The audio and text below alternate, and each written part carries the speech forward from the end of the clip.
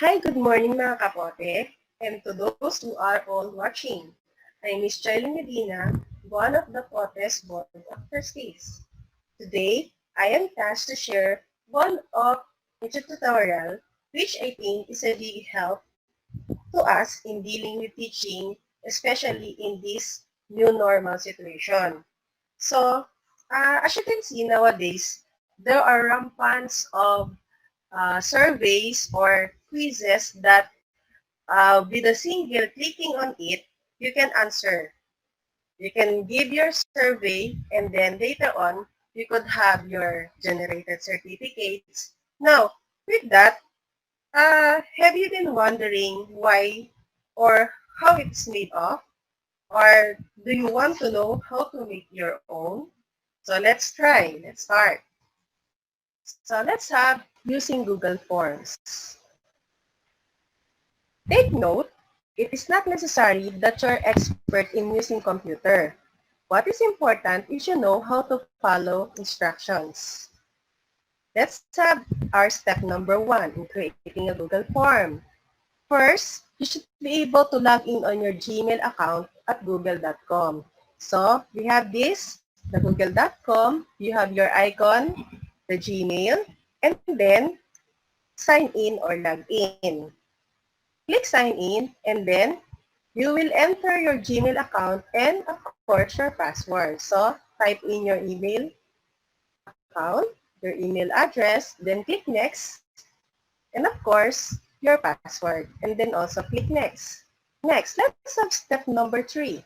For step number 3, you're going to click Google Apps. So Google Apps can be found on the upper part or near your name.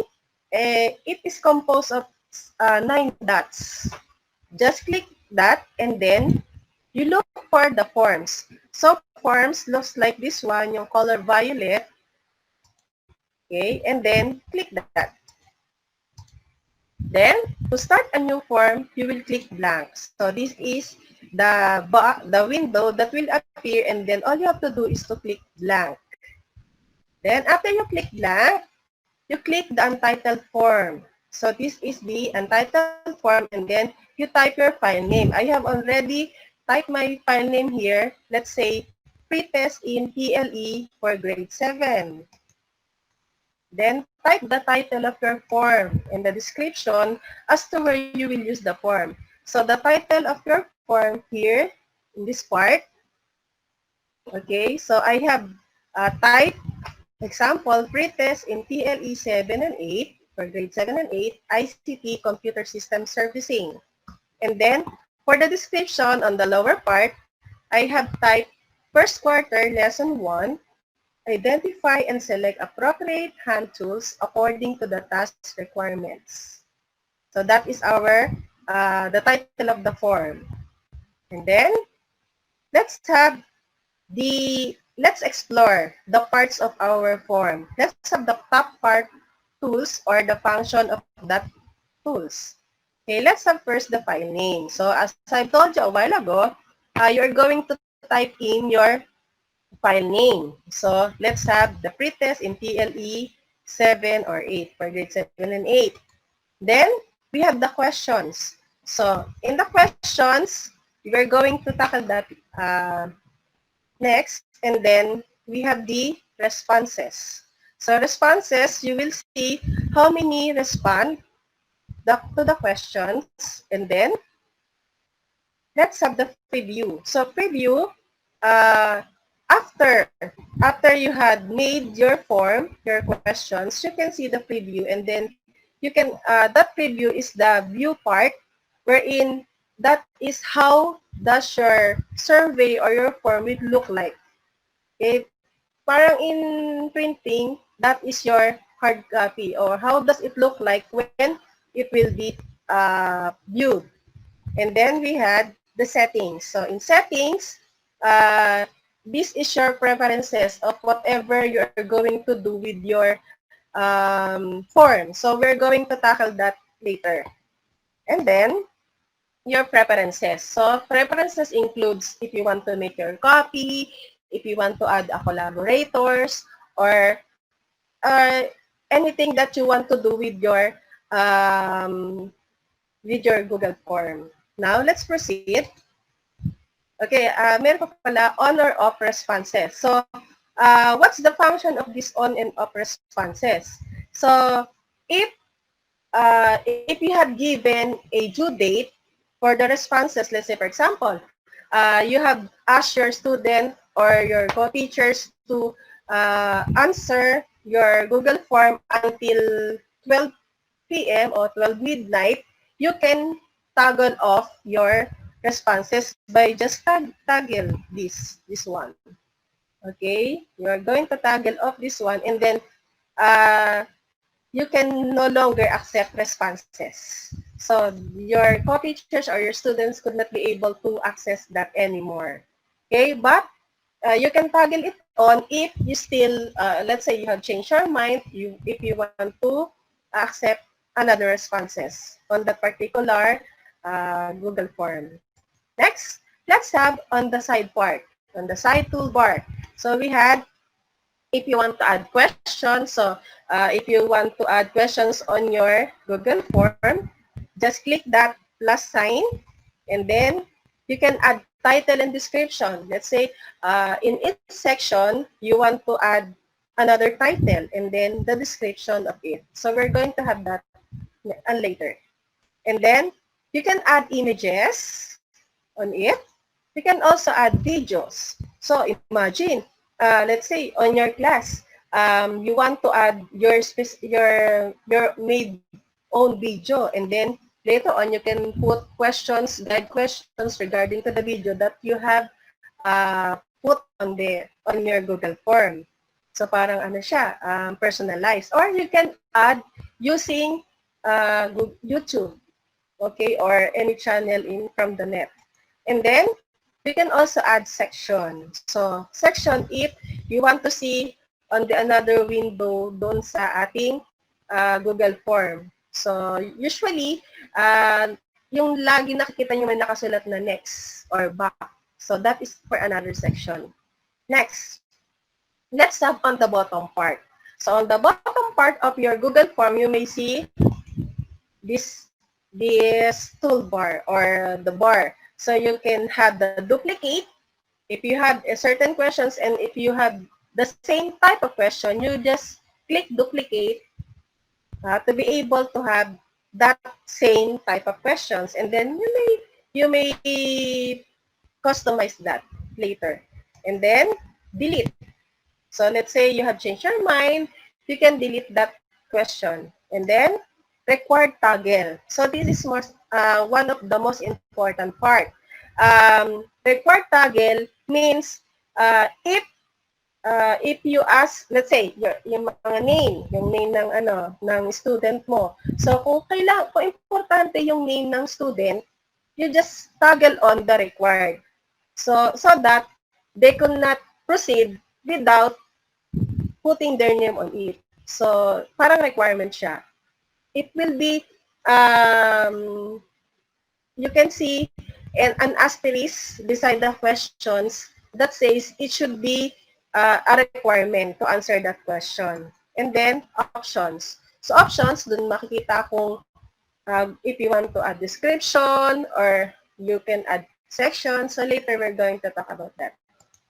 Next, for header part, you click Customize Themes. So, where you can find the customized themes on the upper part. So, you can see this one. Okay, yan. Yung parang palette siya ng coloring, ng palette ng painting.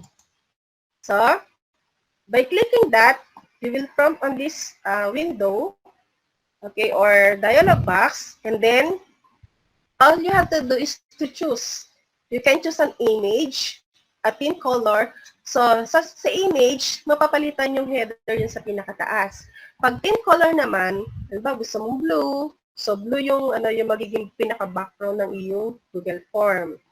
So, if you want to click, to put a header, just click choose image.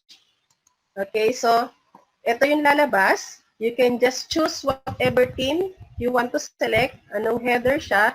So, let's say, ang pinili ko yung nando sa may pinakababa.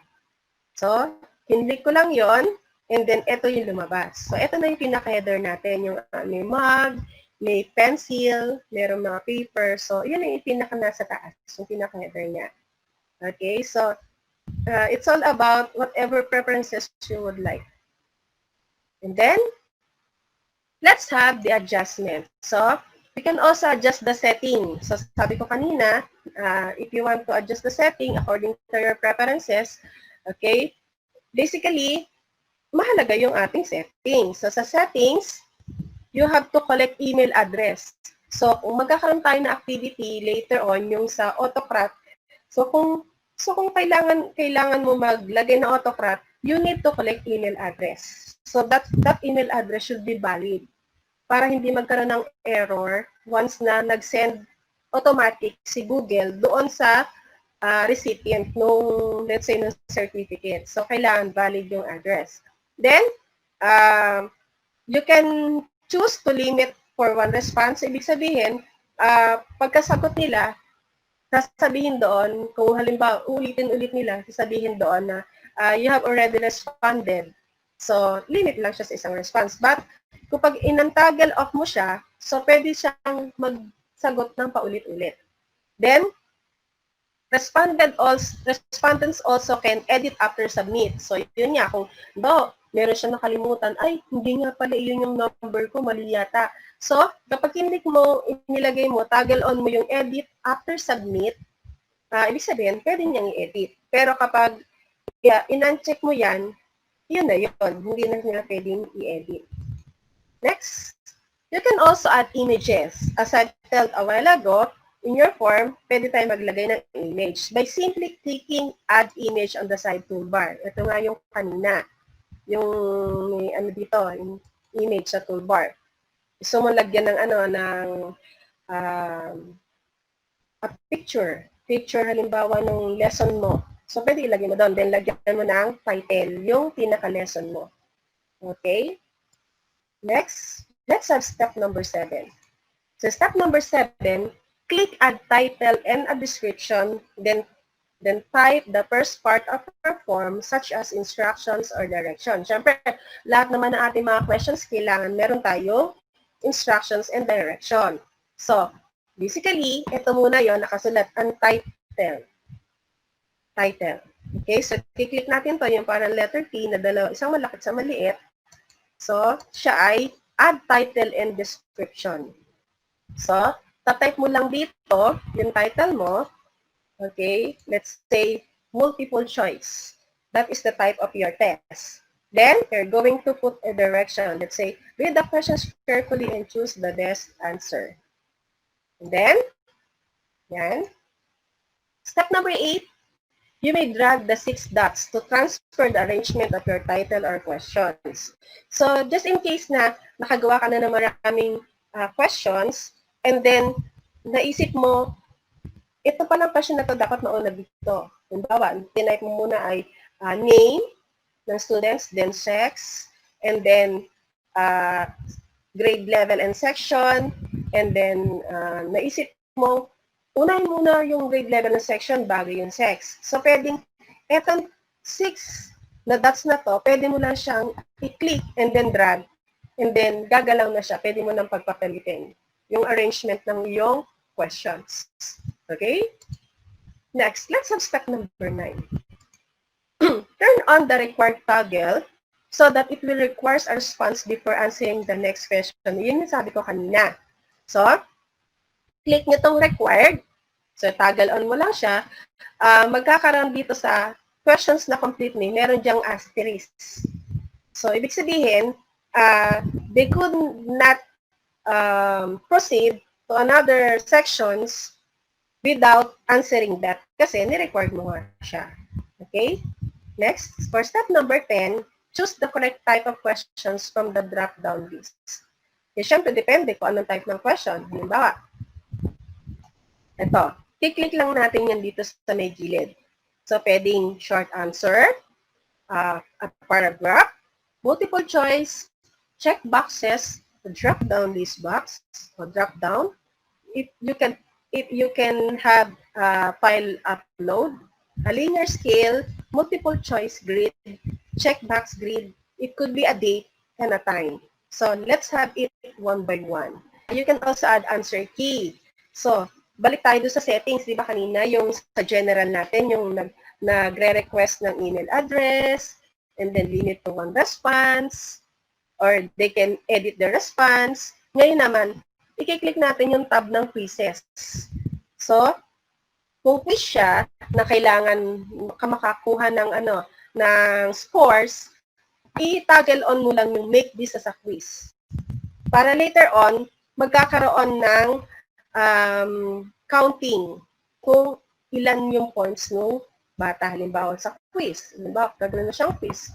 Or kung survey lang naman siya, no need na siguro siyang make as quiz kung survey. Pero kung quiz siya, bawa ginawa mo para sa mga students mo, make that as a quiz. Okay? So, pwedeng ang release ng points niya ay immediately after submission para makita niya yung score niya, or respondents para i-click mo rin yung missed questions if ever makita na gusto mong makita ng yung respondents or let's say ng yung students kung saan siya nagkamali. Let's say mali siya. So, lilitaw doon. Okay? So, quizzes.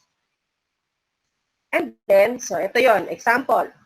Ito yung question mo, and then ito yung choices mo.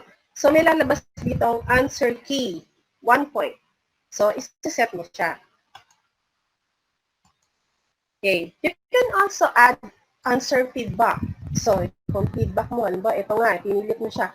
So, ito yon. Kapag kinlik mo yung quiz, make this a quiz, syempre, pipiliin mo kung ano yung tamang sagot. So, i-click mo lang. Halimbawa, it is called the brain of the computer. Syempre, ang answer mo is CPU. So, click mo lang siya, yung kanyang radio button dito, and then, palitan mo kung ilang point siya. Halimbawa, kung multiple choice siya, isang answer lang siya, so make it 1 point. And then, click answer feedback. Ito yung nasa may pinakababa. Then, you can type anong feedback yung gusto mong lagay. Ba, nilagay ko ay correct. Kung Pilipino naman na teacher, pwede mong ilagay magaling. Yan. Okay, and then click save. Next. O, doon na tayo sa mga different type of questions and answer, of course. So, let's have short answer type. Click short answer for questions that require short answer text. So, ito yon. Ito yung, let's say, ang ating, ano ba yung usual na questions na kailangan ng short answer? So, let's say, complete name. So, click mo lang yung short answer. So, di ba, pag kinlik mo tong drop-down na to, lilitaw doon yung mga different types. So, piliin mo yung short answer. So, ayan nga. And then, pwede rin namang multiple choice. Type of question, choose the type of question and type the choices. So, ito yung question. Then, pinili mo multiple choice. Kanina ay short answer. Ngayon, multiple choice. Pinili mo. And then, meron siyang, syempre, kung multiple choice, kailangan may mga options ka, may mga choices ka. So, ilalagay mo dito yung question mo at saka yung iyong mga choices. Okay. For questions which have choices, as I said a while ago, click add option or add other, then type the choices. So, let's say, ito yung una mo, ito yung mga choices mo. Let's say, una CPU. Then, type mo lang, i-click mo lang yung add option or add other. Yan. Then, type mo na kung ano-ano yung iba pang mga choices. Okay? Next.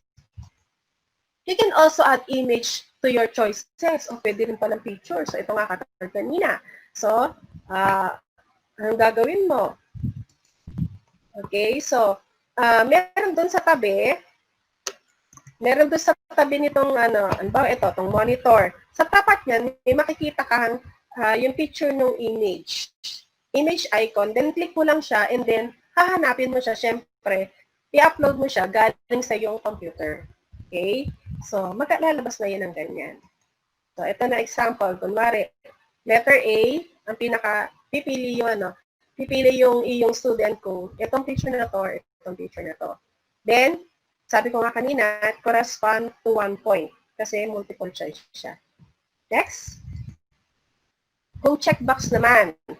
Checkbox type of your question, choose checkbox or multiple responses and type the choices. So, ibig sabihin nito, multiple response ang kailangan, hindi lang isa. So, let's say, may question. Yan. Choose 2 examples of output devices. So, click mo lang yung checkbox. And then, kailangan meron kang more than one answer. Kaya may linagay, specify dito, choose 2 examples. So, halimbawa, sagot natin, monitor and printer. So, yun nga yun. Select natin siya kanina dun sa ating answer key. So, ito nga. Ito na ilalabas. Ito na yung makikita ng student natin. So, the answer is monitor and the printer. Next, if it is drop-down type of question, choose drop-down, of course, and then type the choices. So, ito nga, click natin, choose natin drop-down. So, syempre, pag drop-down, may pagpipilian yan. So, halimbawa, halimbawa natin, yung sex, male and female. Yan. Okay, so in this example, what device is a mouse? So, ang pwedeng pagpipilian niya ay input and output. Okay, so, eto magiging itsura niyan. So, you choose, click lang nila kung siya ba input or output. Okay? Next, how about the date? Okay, if it is a type of question na date, choose date, of course. So, eto yung magiging itsura niya. Okay, so you're going to, ayan, just choose month, day, and year. Just the date. So, ganito yung magiging itsura niya. So, pipili na lang ang ating respondents kung anong date, and then the day, okay, and then the year. Next. Kapag time naman, so time siya, choose time. Hindi ko pala ito napalitan ng time. If it is time, okay, so time naman. So, set natin siya. Then, ganito ang lalabas. So, itatype ng ating respondents yung specific time and then click AM or PM. Next, file upload. Kung kailangan naman ng mag-upload, let's say, yung inyong activity, kailangan mo ng output ng student mo. So, kailangan i-upload nila yung output nila. So, syempre, it should be a file, uploadable. So, choose file upload and you may change settings you desired. So, ito nga, papalitan natin siya ng file upload. And then, kung anong gusto nating settings, gusto mo i-allow lahat, gusto mo i-allow only specific file type. Halimbawa, gusto mo ay, kung ang pinapasubmit mo lang ay video, so MP4, ano pa yung mga yan, 3GP, kung ano yung different types. Pero kung wala ka naman in-specify na type, ano ba, gusto mo MP3, MP4, kahit ano, huwag mo na lang siyang i-toggle on. And then, maximum number of files na gusto mong i-submit ng student mo. Halimbawa, gusto mo, bawat bata, hanggang 3. O this, ano mo lang siya, change mo lang siya. Then, maximum file size. So, nilagay mo dito hanggang 10 MB. So, pwede sila mag-upload hanggang 10 MB. Okay? Next. So, ganito magiging itsura niyan kapag sa partner ng ating respondent. So, nandun, upload your output here. So, kiklik lang nila yung add file and then, ilo-locate na nila, hanapin nila yun doon sa kanilang computer, yung file na kanilang i-upload.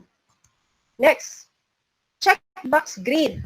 Type of questions, choose checkbox grid, input contents in both rows and columns. So, ito example nun. So, halimbawa, classroom maintenance checklist. So, pag-click natin checkbox grid, kailangan meron dong rows and columns. Halimbawa, group 1 and group 2 yung ating rows. Group 1 and then group 2. Then, ano yung kanilang i-check? Halimbawa, maintenance nila, checklist nila. Kung ang group 1 ba ay nag-map ng floor, nag-remove ng dust, nag-clean ng blackboard, nag-arrange ng chairs. So, ganito magiging tsura nun. Saan ba ito yung group 1? Ganito yung magiging tsura on the part ng ating respondents. Pwedeng click nila yung map the floor, pwede rin remove dust, lahat yan. Pag checkbox grid naman, pwedeng multiple responses ang maging sagot. Okay? And then, pwede rin siguro sa rubrics. And then, multiple choice grid naman. So, sa multiple choice grid naman, of course, choose multiple choice grid. Ayan. Then, input contents in both rows and columns. So, halimbawa, ano lang siya, kumbaga, isang check lang siya sa bawat isang rows. Halimbawa, output number 1, check, yes ba or no? Output number 2, yes or no? Output number 3, yes or no? So, how does it look like on the end of your respondents? Ganito yung tsura niyan. So, isang sagot lang. Bawa, output number 1, yes. Pag kinlik mo na yung yes, hindi na magkiklik yung no. Pag kinlik mo yung no, mawawala, but a toggle off yung yes. Gets? Next. If you wish to separate your form into sections, just click Add Section on the side toolbar. Yung kaninang pinakita ko kanina sa side toolbar. Name the section and repeat the steps applicable to new section. So, ito nga yun. Ayan, nasa baba. Another section. Okay, and then, syempre, title your section. Diba? Section 2 of 2. Bakit tayo nagkakaroon ng section 2 of 2? Halimbawa, ibang ano na siya, halimbawa, yung unang section natin ay tungkol sa demographics. Okay, halimbawa, yung tungkol lang sa profile. Halimbawa, name, age, sex, ganyan. Then, another section natin, syempre, nandun na yung mga question natin. Kaya, another topic na. So, another section na yon. So, you could have multiple sections as long as you want. Okay, pero syempre, kung naman masyadong mahaba, mahirapan yung ating respondents. Okay? Next, step number 12. You can also duplicate your section, especially if the contents of the sections are the same. Click the 3 dots on the upper right of each section and click duplicate section. So, ito yun. Yan, yung tatlong dots on the upper part ng ating section. So, bakit tayo nagkakaroon ng duplicate section? Siyempre, naano nyo na, di ba, na experience nyo na yung nagsagot tayo ng survey o yung katami. Alam niyo yung katami, di ba? Yung i-evaluate natin yung ating mga speaker, yung program proper, kung okay siya. Siyempre, same questions naman yan eh. Pinapalitan lang yung title. Halimbawa, yung pinapalitan yung pangalan ng speaker. Pero, yung checklist nila doon, same. So, ang gagawin natin, tatype ba natin lahat ulit yun? So, hindi na. So, just click duplicate section para same questions and then pwede mo lang siyang i-customize. Pwede mo lang i-edit yung title niya. Okay? Next. Yan, duplicate section. Ayan, okay na.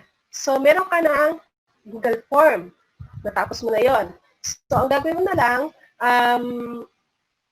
paano natin i-share? Diba? Siyempre, nagawa ka ng form. Siyempre, paano sasagutan nyo ng ating mga teachers at saka ng mga students? So, kailangan mag-generate ka. Pwede yung, i-click mo lang yung preview button, tapos i-highlight mo yung URL niya, and then, i-copy, and then, i-paste mo yun dun sa group chat nyo.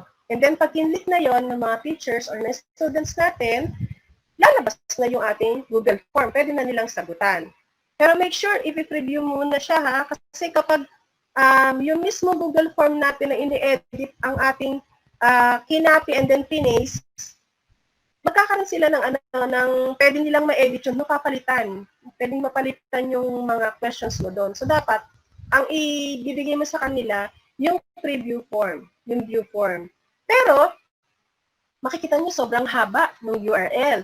Pwede rin naman pala natin siyang i-shorten. So, i-customize natin siya gamit yung ano yung gusto natin maiksi na iksi. Parang paiksiin natin siya. So, let's have how to generate a shortened thing. Okay, step 1. Click the preview button at the upper right corner of the form. Okay, so, ito yung preview button, yung parang mata. Okay, then, another tab will open, showing the answer sheet view of your form. So, lalabas na yung answer sheet. Hindi yung ginawa na may mga questions ha. Yung parang answer sheet na siya. Okay? Step 2. Copy, ito na yung parang answer sheet. Nakita niyo to, view form. Copy the complete link of the preview form in the URL. So, ayan. Right-click, i-copy mo siya. Yan, right-click or copy, highlight, then copy. And then, step 3, click a new tab.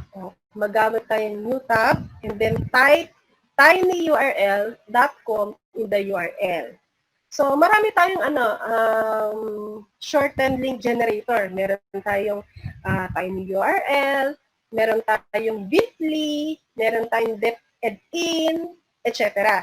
Pero, para sa akin yung pinakamadali, tinyurl. Pero hindi ko siya in-endorse na. Basta, basta madali lang tinyurl. So, paano siya gagawin? So, click lang natin, i-type natin sa URL yung tinyurl.com. Yan, type lang natin siya dyan. And then, makikita nyo na, ito na yung kanyang portal. So, ganyan na itsura. Step 4, paste the long URL inside the text box. Di ba nag-copy kayo, hinapin nyo yung view form sa URL, i-paste nyo siya dito sa enter a long URL to make tiny. Okay, dito. Type, i-paste nyo. Right-click, paste. O kaya Control-V. Okay? And then, step number 5, i-type nyo yung shortened link that you want in the text box. So, example, yung ginawa ko kanina. Gusto ko lang, di ba yung ito yung mahaba na URL. Gusto ko, mag-ian na lang siya, pretest TLE, para madali lang siyang makabisado. Pretest-TLE. So, yun lang yung naisip ko. So, it depends upon your preferences. And then, na-type mo na yan, then click the Make Tiny URL button. So, click mo na tong button na to. Make Tiny URL. And then, when your tiny URL, shortened URL was created, click Copy to Clipboard. So, ayan, good news. Meron ka ng tiny URL. So, ito na siya. https tinyurl.com pretest.tle. So, i-click mo lang yung Copy to Clipboard. Ayan. Copy. So, nasa memory na siya ng iyong computer. So, ang gagawin mo na lang, i-share mo na siya. So, pwede na siyang i-share dun sa inyong group chat ng mga estudyante mo, o kaya pwede na rin sa page, group page, or kung saan mo gusto i-share. Okay, so ang lalabas lang doon, ito lang, yung pinaiksing link. Okay, next. So, ito na yung pinaka isang part na nakaka-excite sa paggawa ng Google Form. So, pag sasama-samahin mo yung iba't ibang skills sa Google Sheet. So, magagamit mo dyan yung Google Form, pero kailangan meron ka rin meron kang Google Slides. Siyempre, matututunan mo rin yung Google Spreadsheet. Okay? So, gagamit tayo ng Autocrat. Para saan ba yung Autocrat? Minsan, mahirap yung, halimbawa, saanin natin yung mga estudyante natin, parang ma-acknowledge yung mga ginawa nila or ma-acknowledge na ma-receive mo yung kanilang activity, sasendan mo sila syempre ng reply mo. O, ba, congratulations, or your answer is ganito, na their own personal copy. So, paano yun? So, ito yung requirements natin. Take note. First, you need to have an email account. Okay? Syempre, may email account ka, dapat yung mga estudyante natin, yung ating respondents, meron dapat email account.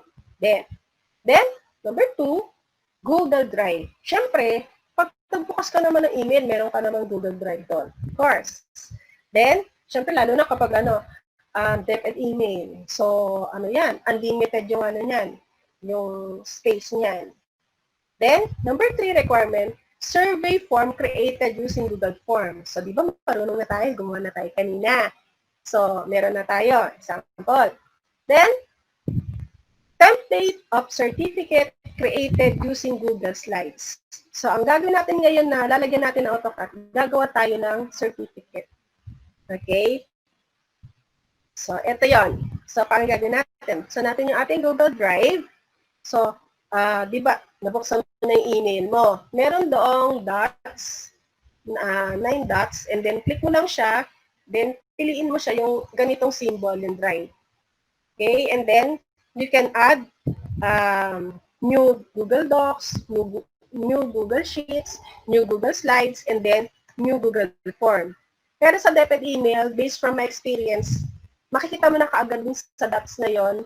Pagka-click mo, makikita mo ko na kaagad dun sa Google Forms. Parang katulad kanina yung ginawa natin. Okay? Next. So, you are going to prepare your Google Form. Siyempre, kailangan may Google Form ka na yung questions mo. Then, mag-prepare ka na rin ng Google Slides sa Google Drive mo. So, ito na yung Google Drive mo, i-upload mo lang siya or i-save mo siya doon, i-move mo siya doon. So, ito yung drive natin. Halimbawa, ang drive ko, may drive, nirename ko siya, naglagay ako ng folder doon, POTTE. Yan. Halimbawa, gusto mo pangalan mo o kaya grade and sections ng student mo. Then, lagay mo na doon yung iyong Google Slide. Ito, yung mismo template ng iyong certificate at saka yung iyong nagawang Google Form. So, dapat importante meron yan dalawa. Okay? Next, step 1 sa paggawa ng AutoCrat. Okay? Siyempre, meron ka ng iyong Google Form. Ito na yan. So, click the responses tab beside the questions. Kanina, hindi ko pa siya na-discuss kasi para dito siya. So, ito yon yung responses. Yan. I-click lang natin siya. Then, yan, lalabas. Yan. Itong magiging tsura niyan. Responses. So, since wala pang sumasagot, 0 responses. Pero kung may sumagot dyan, syempre magkakaroon na siya. And then, click the spreadsheet button to generate Google spreadsheet. So, click nito, itong create spreadsheet. Okay? So, sa step number 3, merong dialog box that will appear asking you to create a new spreadsheet. So, just click create. So, this is how it looks like. So, ito, it asks you to create a new spreadsheet. So, all you have to do is to click create. Okay? After you click create, okay, you could have step number 4. So, for step number 4, in this Google spreadsheet of your responses, you click Add-ons. So, your Google spreadsheet would look like this one. So, as you can see, meron tayong, ang nirequest ko kasi doon sa Google form na ginawa ko is only the email address, since it is a sample, email address lang, the complete name, and the sex of my students. So, click Add-ons, then choose Autocrat and launch. How? So, ito yon. So, you have in your menu bar, from File, Edit, View, Insert, Format, Data Tools, you could see Add-ons. So, just click Add-ons, and then you can see Autocrat. So, click the Autocrat, and then you click Launch. So, after you have launched it, ito na yung lalabas. But then, you may ask, Ma'am, wala po akong Autocrat. So, if you still don't have Autocrat add-ons in your Google spreadsheet, click Get Add-ons. Kasi kung hindi mo siya makita, click natin yung Get Add-ons. So, you will be fronted here. Ito yung ating marketplace. So, parang siya, Google Play ng ating Google. So, you type Autocrat in the search bar dito. Then, choose Autocrat. So, ito. Since I have already my Autocrat, ang nakasulat dyan, nakikita nyo, installed. Pero, sa inyo, syempre, mag-install pa lang kayo. So, just click that one, itong Autocrat, yung kulay yellow, and then, you click install. So, sa akin, hindi ko na siya i-install kasi I need that one. Okay, so you just click install and then wait until it's finished, and then you will just click allow. May mga ganun na mga questions eh. Just click allow. Don't worry with regards dun sa mga allow na yon. Just click allow. Okay, and then next, let's start with the Autocrat proper na. Ito na. So, first, you click the new job to create new merge job. So, once na na-click nyo na yung launch, so lalabas na yung ito, Autocrat. No merge job set up yet. So, you have to click new job to begin, of course. Then, you type your job name. So, step number 1, you type your job name. So, let's say, example sa akin, Certificate of Participation. Then, click Next. So, that's the first step. Next, let's have step number 2. So you're going to choose your template from your drive. So all you have to do is to click this button, yung may nakasunod na from drive, and then you will locate yung iyong ginawang certificate template na gamit ang Google Slide. So example, ito yung ginawa ko na template. Ang pagkakaiba lang, para rin siyang counterpart ng Microsoft PowerPoint, yun nga lang sa Google, ang tag sa kanya ay Google Slides. So, same lang din naman paggawa. And then, ang pagkakaiba lang, kailanganin natin yung tinatawag na tagging. So, yung pagtatag natin, sa halimbawa, nilagay name. So, dapat enclose siya dun sa ating dalawang, less than tsaka greater than symbol. Okay? So, just like this one, ayan. And then, you click next. So, lalabas yung ating drive. So, dito sa drive, ito na, hinahanapin mo na siya. Then, pag nakita mo na siya, i-click mo lang siya, yung certificate na yon, yung template, and then click select. So, pag na-click mo na yung select, lalabas na siya. Ito na. So, nakalabas na siya dyan, Certificate of Participation, yung ating Google Slide. And then, click next. Then, step number 3, you choose what is the source of the tags. So, ang source natin, yung name, of course. So, yun nga, sabi ko kanina, tagging siya. Nilagyan ko yung template ng name. So, ano yung pagkukuhanan niya? Anong source nun? Siyempre, yung anong source nun, meaning, anong part sa Google spreadsheet ang kukuhanin niya para mailagay niya doon sa template natin ng certificate. So, syempre, papalitan natin to. Sa una, ang default niya, wala, blank pa lang siya. So, click na lang natin yung drop-down dito, then nandun yung mga choices. So, ito yung mga sample ng mga choices. Okay, ayan. So, since ang nirecord ko lang, syempre, date, ito yun, yung timestamp, ito yung date and time, then complete name, and then sex. Iyon lang hiningin ko, di ba? So, click natin yung complete name na yan. Yan yun. Para lang makita natin. And then, lagay natin siya, piliin natin yung complete name, and then click next. And then, let's have step number 4. Type your desired file name. Choose what type of output and mode of output. So, ang settings natin, syempre, isabihin, kapag ipadala na dun sa ating respondents, anong file name ng file? Syempre, ang pipili natin yung complete name para meron siyang madidistinguish siya sa iba't ibang respondents natin. Okay, so kung complete name niya, yun yung file name. And then, type, meron ditong choices. You have your PDF and then slides. So basically, ang piliin natin yung PDF. Kasi once naka-PDF file format siya, ano na siya, hindi siya magagalaw.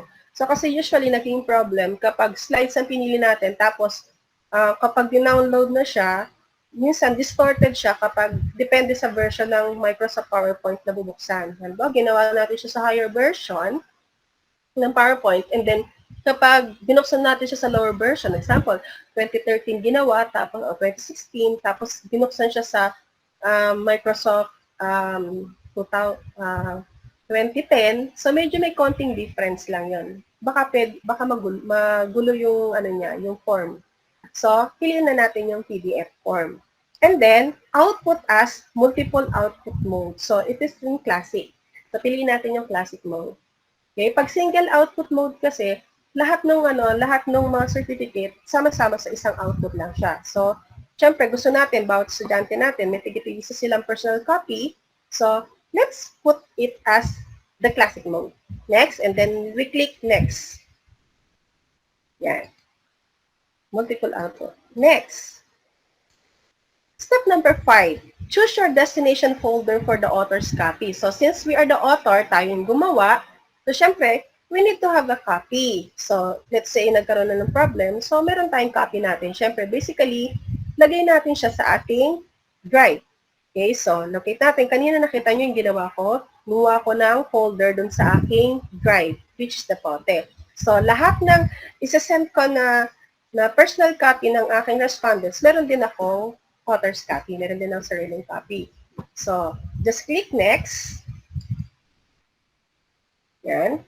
So, yung step number 6 and number 7, do not change anything. Kasi, ano siya, medyo complicated siya. So, basta just skip it, just click next button.